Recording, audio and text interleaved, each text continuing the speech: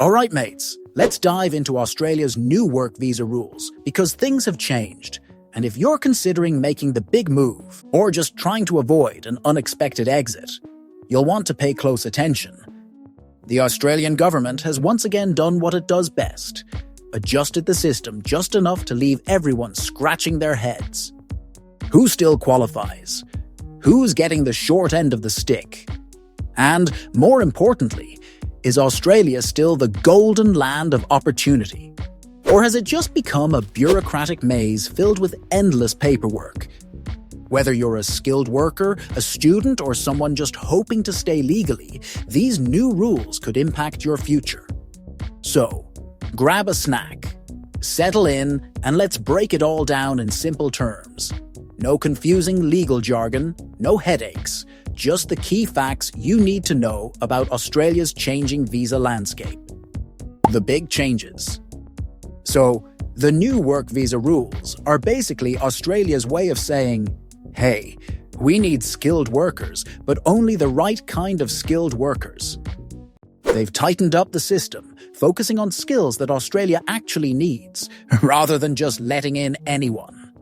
If you were planning on applying for a work visa, you'll want to check if your job is still on the priority list. The government is all about bringing in workers for industries that are struggling. If you're a software developer, nurse, electrician, or a chef, because Australia will never give up good food, you're in luck. If you are hoping to get in as a professional dolphin whisperer, yeah, maybe rethink that. Point system, now with extra hoops. Ah yes, the famous points-based system. It's been updated, and not necessarily in ways that make life easier. If you've never heard of it, think of it like a game where you need to rack up enough points to win a visa. Except the game is played with paperwork, and the prize is getting permission to work in a country full of spiders. Now, things like age, qualifications, and work experience matter even more. If you're under 45, have a degree in a high-demand field, and have solid work experience, congratulations, you're golden. If you're over 45 and your most impressive skill is binge-watching Netflix, well, let's just say your chances aren't looking great. They're also giving priority to people who've studied in Australia, which makes sense. If you've already spent years dealing with overpriced student housing and magpies attacking your head, you've proven your commitment. Employer sponsorship, still your best bet. If you're looking for the most straightforward and efficient path to securing a visa, employer sponsorship remains your best option. Think of it as a fast-track ticket through an otherwise complex and competitive immigration system. When a company is struggling to fill a position, they can step in and sponsor you, helping to streamline the process. However, there's a significant hurdle. The employer must first demonstrate that no suitable Australian candidates were available to take the role. This means that if you're applying for a position with an oversupply of local talent, your chances are slim. On the other hand, if you possess specialized expertise, industry-specific skills, or work in a high-demand sector, you could be exactly what an employer is looking for. In such cases, businesses may be eager to bring you on board, making the sponsorship process a smoother and more viable option. What about the temporary visa holders? Now, for those already in Australia on temporary work visas, things are getting a little complicated. Some pathways to permanent residency have become stricter, making it more challenging for visa holders to transition to a more secure status. If you're currently living and working here with hopes of staying permanently, you may find yourself facing additional requirements, unexpected delays, or even the need to explore alternative options.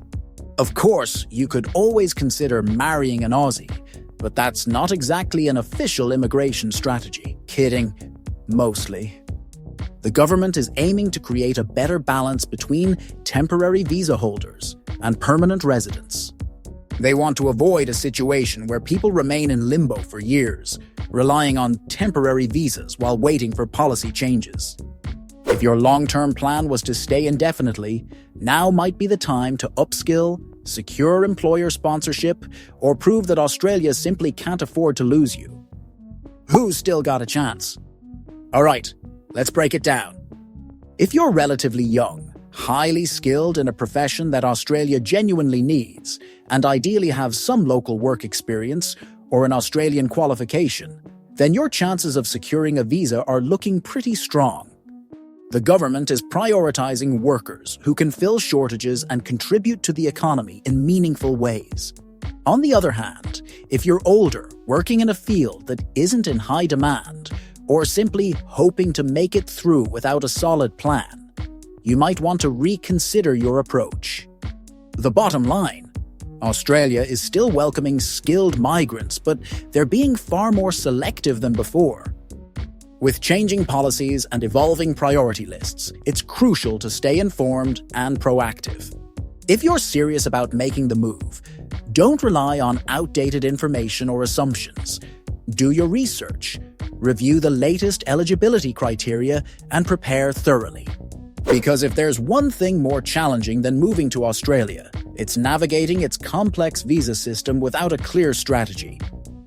What about students and graduates? If you've studied in Australia, or are considering doing so, you might have an advantage, since graduates with Australian qualifications, especially in high-demand fields, often have access to local experience.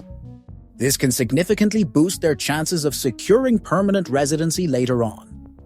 Australia tends to favour candidates who have already integrated into the workforce and education system, making graduates a key part of its skilled migration strategy. However, just having a degree isn't enough, as the field of study matters a lot.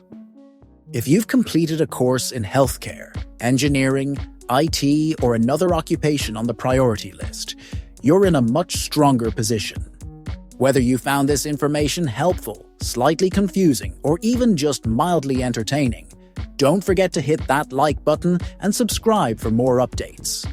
Immigration policies are constantly changing, and staying informed is the best way to keep ahead of the game. Got questions? Need clarification? Or maybe you just want to share your own experience with the visa process? Drop a comment below. I'd love to hear your thoughts. Whether you're excited, frustrated, or somewhere in between, this is the place to talk about it. I do my best to read every comment, usually while avoiding my own never-ending to-do list. And trust me, I get it.